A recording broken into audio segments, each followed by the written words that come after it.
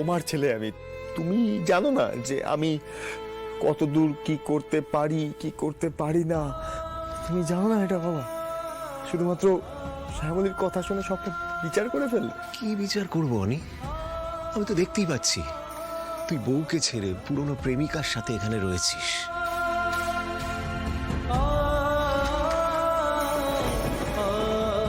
হ্যাঁ? আমার যা বোঝার আমি বুঝে গেছি অনি।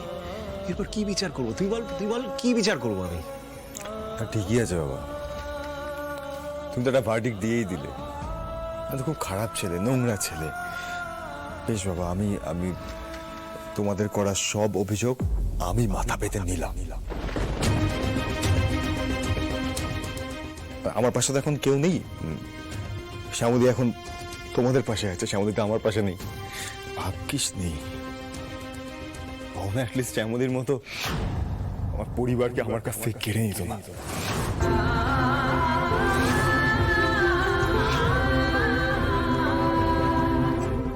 স্যার, এই কথা আপনি বলতে পারলেন স্যার? আপনার কাছ থেকে আমি আপনার পরিবার কেড়ে নিয়েছি? থাক শ্যামলী, ও এখন যে মোটে আছে কথা বাড়িয়ে কোনো লাভ নেই। অনি, তোর কাছে আমার শেষ প্রশ্ন, তুই তাহলে ফাইনালি অহনাকেই বেছে নিলি, তাই তো?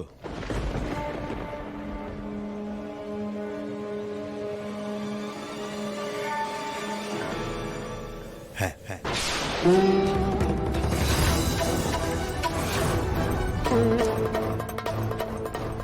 বেশ,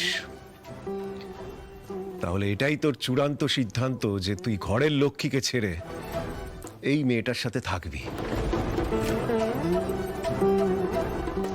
তাহলে আমার সিদ্ধান্তটাও শুনে নে, তুই আর জোড়া বাড়িতে আসিস না।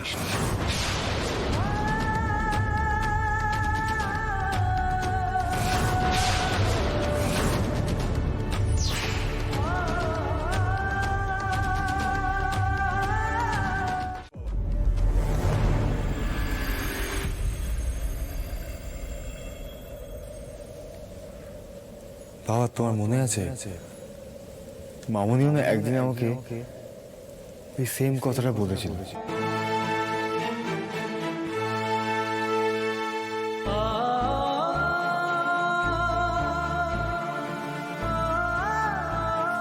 হ্যাঁ,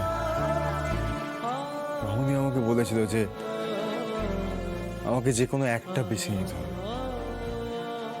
মামনি আর অহনার মধ্যে যে কোনো একজনকে আমাকে বেছে নিতে হবে।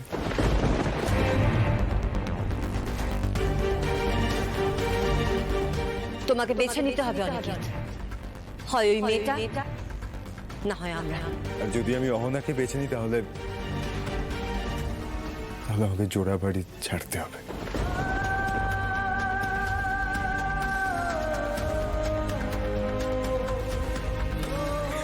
আজকে আমার সেদিন কথাগুলো খুব মনে পড়ে যাচ্ছে কেন, কারণ যে তুমি আমাকে একই কথা বললে বাবা। বাবা, আমার কি মনে হয় জানো তো, আমি না তোমাদের পরিবারের কোনোদিন সদস্য হয়ে উঠতেই পারিনি বোধহয়। মানে আমি বোধহয় এই বাড়ির ছেলেই নই।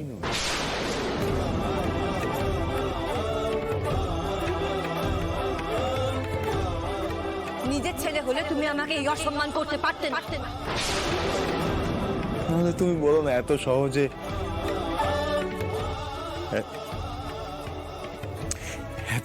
একটা অপশন দিয়ে দেওয়া যায় আমাকে?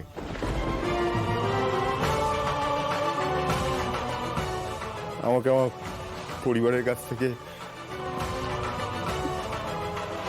ছোট্ট একটা বিষয়কে অজুহাত বানিয়ে এরকম উপড়ে ফেলা যায়?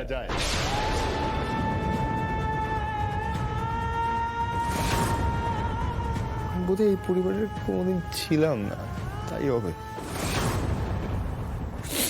বাবা, তুমি নিশ্চিন্ত থাকো বাবা, আমি জোড়া বাড়িতে ফিরবো।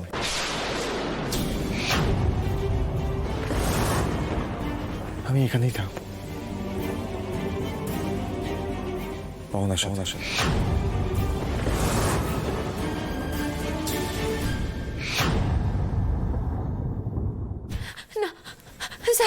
স্যার না স্যার না, আপনি আপনি বাড়ি ফিরে চলুন স্যার, আপনি বাড়ি ফিরে চলুন। আপনার বাবা প্রচন্ড অভিমানে এই কথাটা বলেছে, কিন্তু মন থেকে বলেনি, এমনি এমনি মুখে বলেছে। মুখের কথা বিশ্বাস করতে নেই স্যার, মুখের কথা ধরতে নেই। আপনি বাড়ি ফিরে চলুন স্যার। শ্যামলী, আমি বুঝতে পারছি ও ঘরের লক্ষ্মী পায়ে ঠেলে সর্বনাশের দিকে এগিয়ে চলেছে। বিপদকালে ওর বুদ্ধি ভ্রষ্ট হয়েছে। শ্যামলী প্লিজ, তুমি ওর জন্য মন খারাপ করো না। কিন্তু আমি নিজের মনকে মানাবো কি করে বড় বাবু? আমার যে খুব চিৎকার করে কাঁদতে ইচ্ছে করছে, আমার খুব কষ্ট হচ্ছে বড় বাবু, খুব কষ্ট হচ্ছে।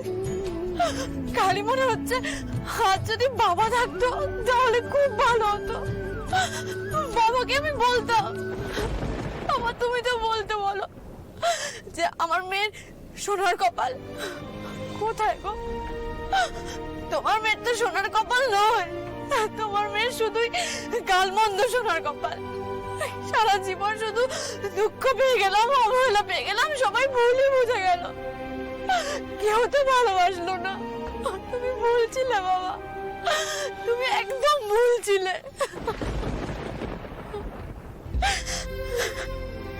বাবার কথা খুব মনে পড়ছে বড় বাবু, একটু যদি বাবাকে কাছে পেতাম, একবার যদি বাবা হাত পা ধরতে পারতো। এখানটা বাদিক করে রাখো, বাদিক করে রাখো। হ্যাঁ